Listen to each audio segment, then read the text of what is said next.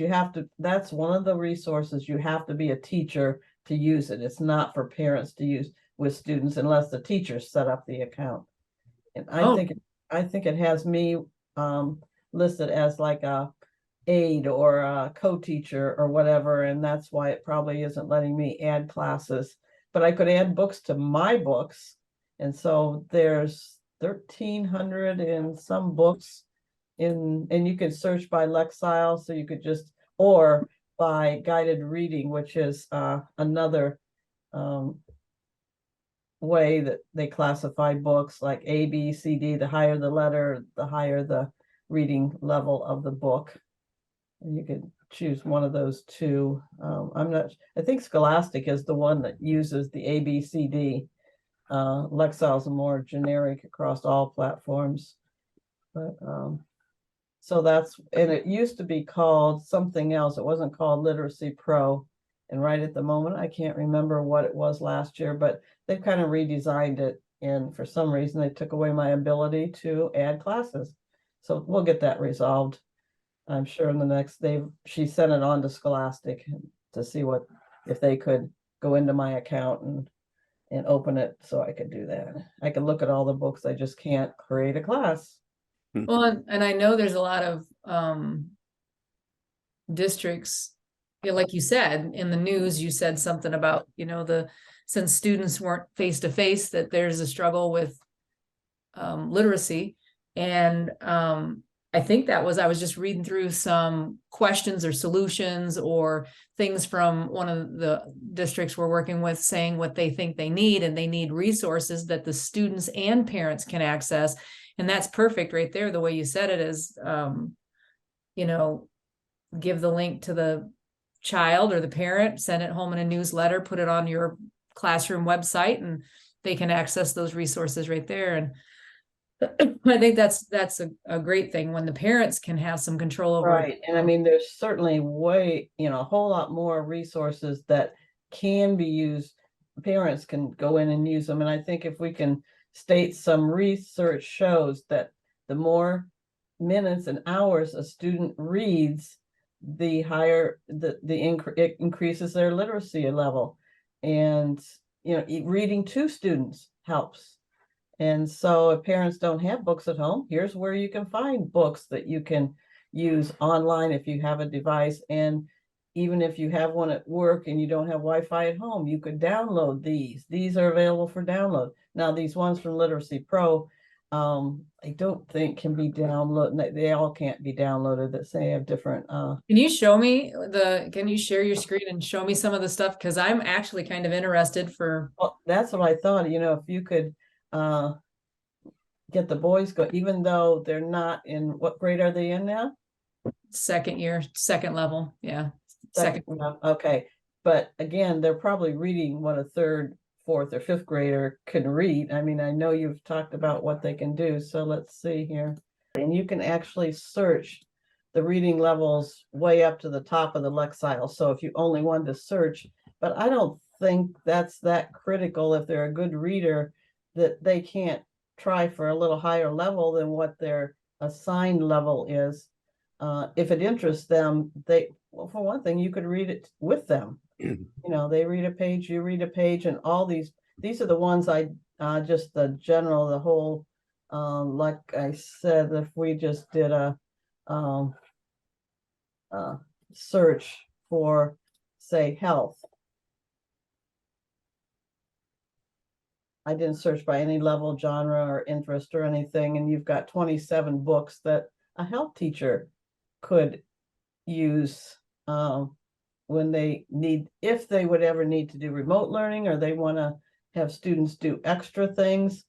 I mean, it creates, number one, interest if they get to pick it more than if the teacher just assigns it. Right. So, I like that fact or fake. We've been watching these videos, really interesting. I've learned a lot because, if everybody tells you something as you're growing up, you think that's a thing. And we were sharing that, the boys and I, the other day, I was like, well, this is what I was told when I was little. And then it was on that video that we were watching where it's like, that's not a fact. That's just something someone made up to, like the bubble gum. If you swallow, but one of them was if you swallow bubble gum, it stays in your stomach for so many years or whatever kind of thing. Yeah, that looks like a very, and look all the different Oh, I love that. categories. Yeah. Yeah. So now if as a teacher, again, you'd have to be in education to do this, but when you go into Info Ohio, go into the 6 to 8 or the K to 5, and you have to request a teacher access code, and that's where you have to put what school you're from, your email address, and then they send you a code to get in and create a Scholastic digital account. So And as soon as you were on infoohio.org and you clicked on the 6 to 8 resources, and then you clicked on the what was the little box before the Scholastic Literacy Pro? Did it automatically generate that, like, yes, well, you have to, since I'm already registered, if I just click to go in, I get this, and I logged in this morning, so but it'll ask you exactly. In other words, the general public can't go in unless they already have an account. But since it's for grades 3 through 6. Originally, it was just for grade 4 because they needed to find something to go beyond the 3rd grade reading guarantee. What about kids after that?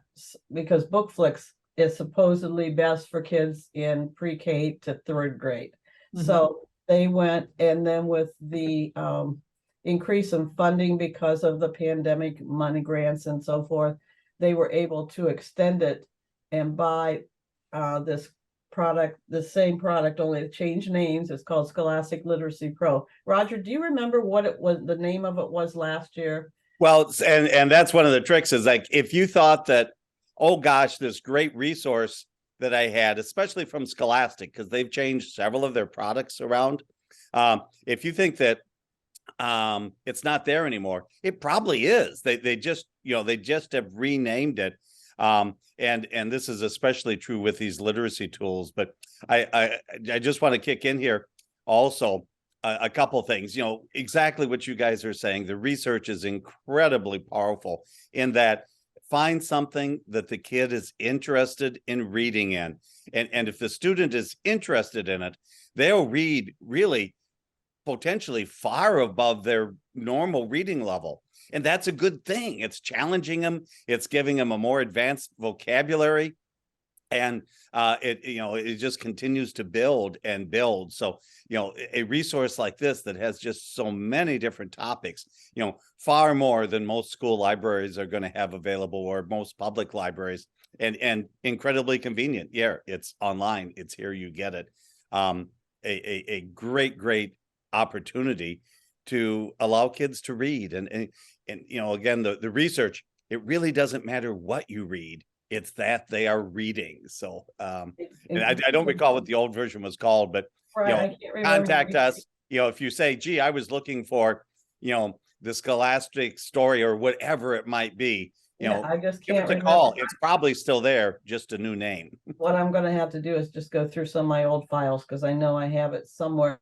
But the thing is, if we need to encourage all teachers in any school from grades 3 to 6 to create accounts for students, because even if they don't have time to use it because they have a new basal reading series and they just don't have time for extra things, maybe they already get highlights newsletter and whatever, create this account, let the students have access to it.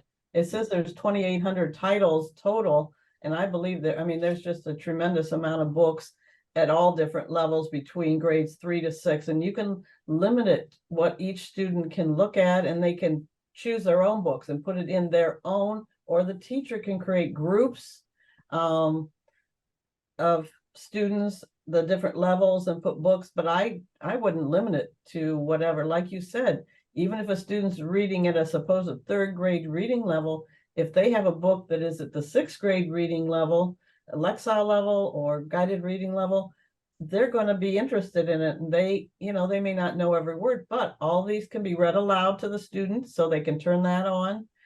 They can highlight words they might not understand or something. They can take notes. There's all these features within Scholastic Literacy Pro, because obviously it is not a free resource. It costs quite a bit of money, I'm sure, for InfoOhio to provide it. Well, So and I think that's an important point too. I mean, it looks like, oh my gosh, how good can it be? I mean, a lot of school districts and even teachers themselves are paying money to get resources to help kids learn reading in other areas.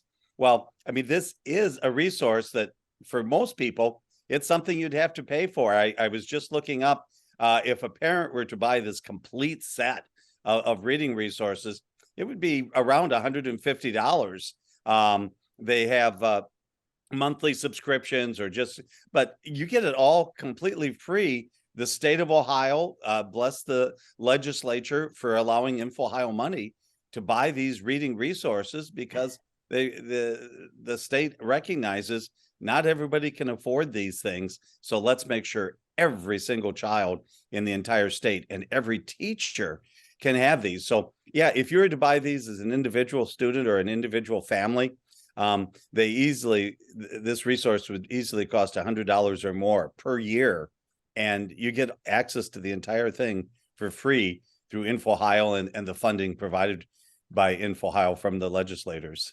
yeah, I'm hoping that we get some more people on that flyer that we prepared about early literacy, and that those trainings, there were 3 different trainings I would do to go out to make sure people know about it, because there are some schools that don't have library media specialists, or the library media specialist position is not filled and they have a paraprofessional working in the library who actually doesn't have the time. You know, they have like 6, 10, 12 or more classes coming in every day, you know, checking out books, physical books. But usually the library media specialists, those schools do seem to let their staff and parents know about InfoOhio more than a school that doesn't have a library media specialist. And Judy, let me talk about that for just a second. Maybe if you have that flyer real handy, we could bring it up on the screen. But we have a set of free classes. We'll do them face-to-face in your building, or you can have it online by video if you want, live video. And it is totally, completely free on how to use these resources. And just an incredible opportunity. We thank InfoOhio, who has a grant that helps funding this, and every single district get these. If you're an NWT comprehensive members, we can go a little bit deeper and provide you even more resources, but every school district can get a workshop face-to-face in your building or online, whichever you prefer. Judy, maybe we can show that flyer if you'd like a copy of that flyer that explains the classes, if we don't have it handy. Yeah, we can include that in our resources. Yeah, we can include that in our resource page as well.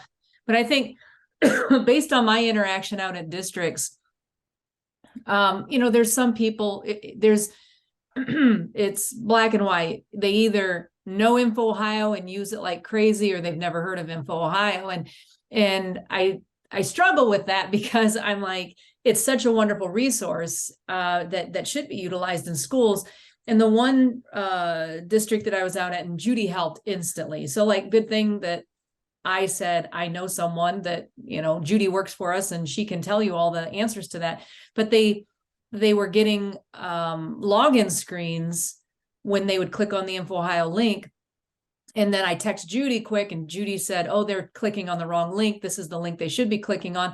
And within seconds it was solved. But if I wasn't there, they would have just been discouraged and not used it. So I think it is important to gather, whether through the means of the flyer that you're trying to get up, or, you know, like maybe we should force these sessions on people. And force is a bad word, but you know, get media specialists to gather, because I know Continental is curious. She's very curious, and she actually wants to be certified InfoOhio, and she's thinking about that. But if we could gather a handful of media specialists and spread the news, and, you know, I know that's the same thing the flyer is trying to do, but well, maybe we can do that. You know, maybe this spring we can have a special workshop for library media specialists, where we just, you know, spend 3 or 4 hours going over these things. Yeah. Oh, and I Googled it and it said that it used to be called Scholastic Storia. Storia, that's it. That's what I thought it was. Yeah. Thank you. Yeah, no worries. Yeah, Okay. and that's kind of, maybe we'll do a separate blog on that as we're getting into not too far from testing season. Just some of the strategies that can really help students, even students that are maybe very proficient in math, but sometimes they struggle with the format of the test questions in math and other content areas as well. And there's a few very, very simple strategies that in a class period or two will increase their performance on the tests. So, and Yeah. significantly.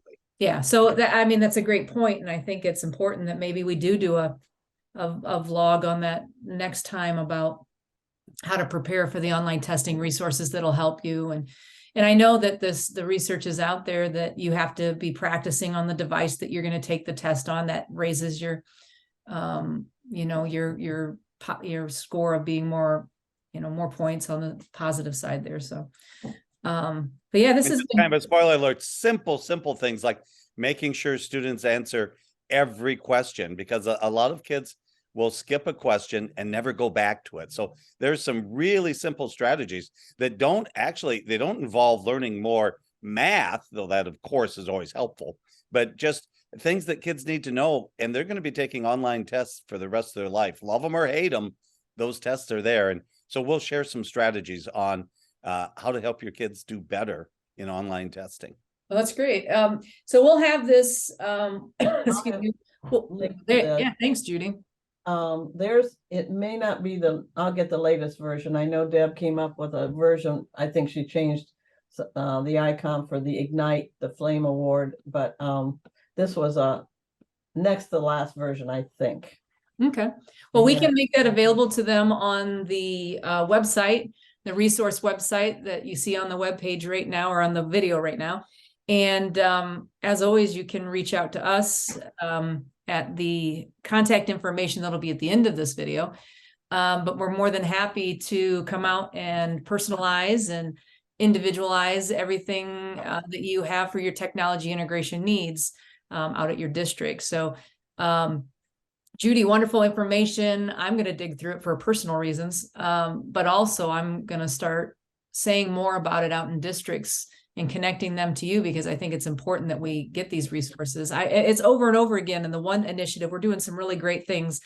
Quickly, I'll share this, but the one group we can't do much with because of COVID, those students cannot read, and they're at a second grade level, and we're going backwards, and we're trying to do the things that we need to do to help the student read better. But we have these plans that have been in place for 2 years that we want to do. So we have to hold off on those plans and not push the kids, not push the students and discourage them, but back up and allow them to gain the skills that they might have lost during COVID and being home and not having that face-to-face interaction. So perfect resource. That's so incredibly important to them. And we just have to recognize that in all content areas, but reading more than others, you have to take the student where they're at, not where we would like them to be, not where the chart shows they should be, but where they are. And a range of resources like Judy is showing, you just need to have that in the classroom. Not every student is ready to read The Great Gatsby or whatever it is that might be the target reading for today. You've got to take them where they're at and help them move forward. And that way we will be able to have better readers. We need to throw that topic in there for one of our blogs too. Differentiation, differentiation. We need to talk about that in one of our vlogs, because it's annoying that some teachers out there may not understand that differentiation is very, very, very important. And there's some reasons for it. It's like, this kid's going to take this test, whether he's ready for it or not. But we really do have to look beyond the test, and taking them where they're at will help them perform better on the test. It really will. It may not be where you want them to be, but you've got to take them where they're at. Yes, differentiation for sure. Exactly. All right. Well, that was great, Judy. Thank you. You got me riled up now. So thank you for the resource. We'll have those links available for you, and reach out to us if you have any more questions in regards to technology integration. Thanks a lot, Roger, Judy. We'll see you all next time for our next subject on our blog.